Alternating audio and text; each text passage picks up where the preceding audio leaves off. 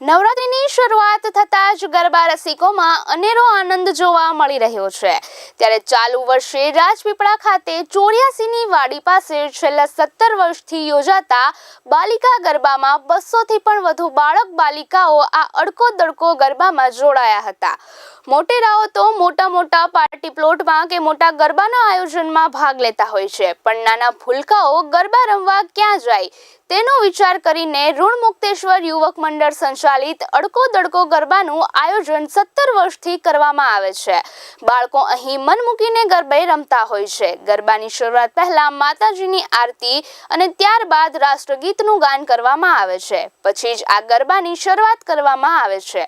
બાળકોને રોજે રોજ લાણી વિતરણ પણ કરવામાં આવે છે। ધાર્મિક કાર્યોમાં હર હંમેશ ઋણમુક્તેશ્વર યુવક મંડળ અગ્રેસર રહેતું હોય છે। શિવરાત્રી હોય, ગણેશ મહોત્સવ હોય કે ચૈત્ર નવરાત્રી દરમિયાન નવચંડી યજ્ઞ હોય, હંમેશા કોઈને કોઈ ધાર્મિક કાર્યક્રમો તો થતા જ રહેતા હોય છે। હાલ તો ઋણમુક્તેશ્વર યુવક મંડળ દ્વારા આયોજિત અડકો દડકો બાલિકા ગરબામાં બાળકો ધૂમ મચાવી રહ્યા છે।